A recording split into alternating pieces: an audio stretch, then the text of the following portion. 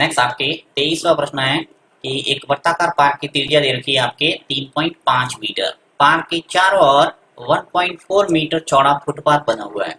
Footpath का क्षेत्रफल ज्ञात कीजिए। बहुत ही अच्छा प्रश्न है और परीक्षा की दृष्टि से इंपॉर्टेंट कह सकते हैं। लेता हूं मैं इसको नेक्स्ट पेज पे। वापस प्रश्न को पढ़ता हूँ। एक वर्ताकार पार्क की त्रिज्या दे रखी है 3.5 मीटर। तो यहाँ पे मैं एक वर्ताकार पार्क बना लेता हूँ। ऐसे एक तरफ आकृति बना रहा हूँ, आप व्यवस्थित बना सकते हो। चलिए यहाँ पे मैंने एक वर्ताकार पार्क बना दिया, ठीक है।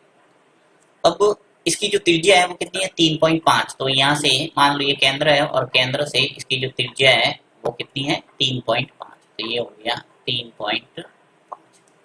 अब कह रहा है कि पार्क के चारों ओर, यानी ये जो पार्क है वर्ताकार, इसके चारों ओर 1.4 मीटर चौड़ा फुटपाथ बना हुआ है। तो यहाँ पे इसके चारों ओर हम बना लेते हैं एक और फुटपाथ, यानी रास्ता बना हुआ है, ठीक है। ये कितना चौड़ा है? 1.4।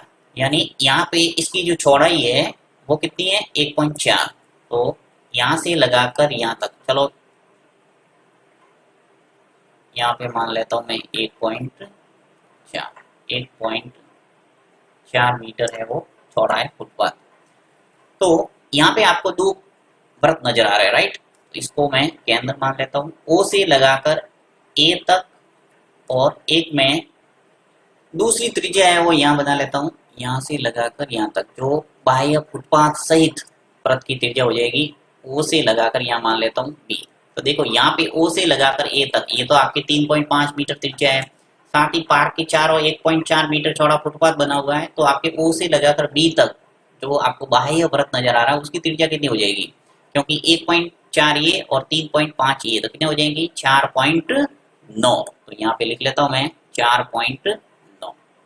4.9, ठीक है। तो इस ढंग से आपके एक तरह से आंतरिक जो वृत्त है उसकी त्रिज्या आपके पास में है, और जो बाह्य वृत्त है उसकी त्रिज्या भी आपके पास में है।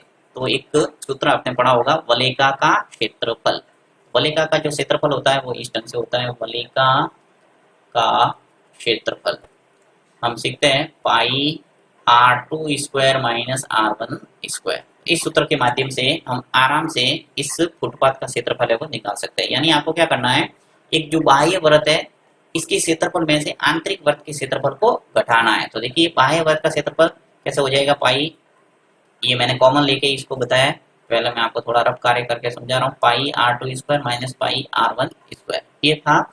यहाँ पे पाई है वो कॉमन लिया तो ये सूत्र बन गया ऊपर वाला। ये हो गया बाह्य वृत्त की क्षेत्रफल, और ये है आंतरिक वृत्त का क्षेत्रफल। वृत्त का क्षेत्रफल क्या होता है? पाई आर स्क्वायर। यहाँ पे दो त्रिज्या है इसलिए एक को R2 माना है, एक को R1 माना है। तो इस ढंग से सूत्र का इस्तेमाल करके हम निकाल सकते हैं। तो यहाँ को व्यवस्थित थोड़ा करने का प्रयास करते हैं। लिखता हूँ पहले मैं कि वर्ताकार पार्क की त्रिज्या। वर्ताकार, आप चित्र बनाना कोई जरूरी नहीं, ये मैंने चित्र ऐसे आपको समझाया है, आपको चित्र बनाने का काम नहीं है। तो वर्ताकार पार्क का, वर्ताकार पार्क की त्रिज्या,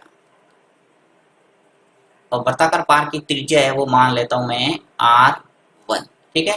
पहली पहली त्रिज्या R1 मान लेते हैं, और ये आपको दे रखी है कितनी? 3.5। तो 3.5 मीटर, ओके। दूसरा है वो फुटपाथ सहित पार्क की त्रिज्या कितनी हो जाएगी, या फिर बाह्य वृत्त कह सकते हैं, परंतु यहाँ पे फुटपाथ की बात हो रही है इसलिए मैं फुटपाथ सहित लिख लेता हूँ। तो फुटपाथ, फुटपाथ सहित पार्क, फुटपाथ सहित पार्क की त्रिज्या, यानी एक तरह से बाह्य वृत्त की त्रिज्या है उसको मान लेते हैं R2। ये कितनी है आपके पास में? वही 3.5 और 1.4 को जोड़ेंगे तो आ जाएगा 4.9। तो यहाँ सीधा मैं लिख देता हूँ 4.9। और कैसे आया मैंने आपको पहले समझा दिया है, कंफ्यूज नहीं होना कि 4.9 है वो कहाँ से आया। 4.9 सेंटीमीटर हो गया, सॉरी मीटर। तो ये हमारे पास एक तरह से आंतरिक वृत्त की त्रिज्या आ गई, बाह्य वृत्त की त्रिज्या आ गई। तो अब हम सूत्र लगा के इसको इजीली हल कर सकते हैं। तो यहाँ पे मैं हल कर लेता हूँ।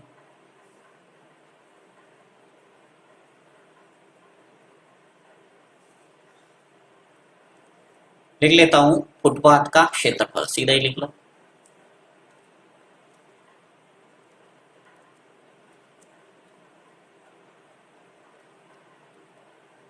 फुटपाथ का क्षेत्रफल।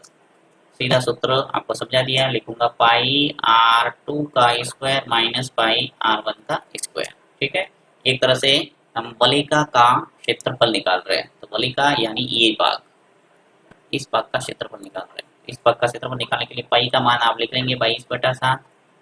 R2 कितना है 4.9, तो 4.9 लिख लो, 4.9।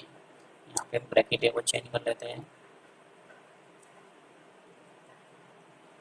R2 स्क्वायर लिखना है तो R2 मेरे पास है 4.9 का स्क्वायर, फिर माइनस R1 है वो कितना है 3.5 का स्क्वायर। अब देखिए 22/7 एक बार ऐसा कैसा लिखा है, यहाँ पे देखिए 4.9 का होल स्क्वायर माइनस 3.5 का होल स्क्वायर है। तो इसको करने के दो तरीके, या तो आप 4.9 का वर्ग कर दो और 3.5 का वर्ग कर दो और घटा दो तो आ जाएगा सीधा, या फिर इसको सूत्र से करें तो और सरल हो जाएगा। सूत्र कैसे, ए स्क्वायर माइनस बी स्क्वायर वाली सर्व समीकरण लगा दो, यहाँ पे ए प्लस बी और ए माइनस बी, यानी एक बार जोड़ दो एक बार घटा दो। तो यहाँ पे मैं क्या करता हूँ, एक बार जोड़ देता हूँ, यानी 4.9 प्लस 3.5, एक बार जोड़ दिया एक बार घटा दो, 4.9 माइनस 3.5, यानी ये ए है ये बी है। सूत्र कौन सा लगा है, चलिए यहाँ पे कंफ्यूजन होता तो बता देता हूँ। ए स्क्वायर माइनस बी स्क्वायर क्या होता है, ए प्लस बी और ए माइनस बी। यहाँ पे ए है वो किसको माना मैंने 4.9 को, बी किसको माना है 3.5 को, तो ए प्लस बी लिखा है और ए माइनस बी लिखा है। करता है इसको आगे सॉल्व, 22/7। अब देखिए 4.9 और 3.5 जोड़ा तो आगे आपके पास 8.4। ठीक है, अब देखिए यहाँ पे 4.9 में से 3.5 को घटा दो और ब्रैकेट है गुणा कर सकते हैं, तो यहाँ गुणा का निशानी लगा देता हूँ। 4.9 में से 3.5 गया तो क्या आ गया वापस 1.4। आगे इसको सॉल्व करते हैं। देखिए यहाँ से 22/7 है और ऊपर है 8.4 इंटू 1.4, तो 1.4 के अंदर 7 का भाग है वो इजीली जा रहा है, तो दे देता हूँ मैं 7 का भाग 1.4 के अंदर चला जाएगा 0.2। राइट, पॉइंट है तो पॉइंट आ गया, 7 दूनी 14। जो जो बचा है उसका गुणा कर दो, 22 इंटू 8.4 इंटू 0.2, सब गुणा ही करना है, भाग है वो हमने काट लिया। अब यहाँ पे सबका गुणा करेंगे, 22 का गुणा 8.4 से फिर 0.2 से आगे गुणा करेंगे तो आपके अंतिम जो उत्तर है वो आ जाएगा 36.96, यानी 3696। ओके, और यहाँ पे जो क्षेत्रफल निकाल रहे हैं इसलिए आ जाएगा 36.96 वर्ग मीटर। ठीक है, तो इस ढंग से आप फुटपाथ का क्षेत्रफल है वो निकाल सकते हैं।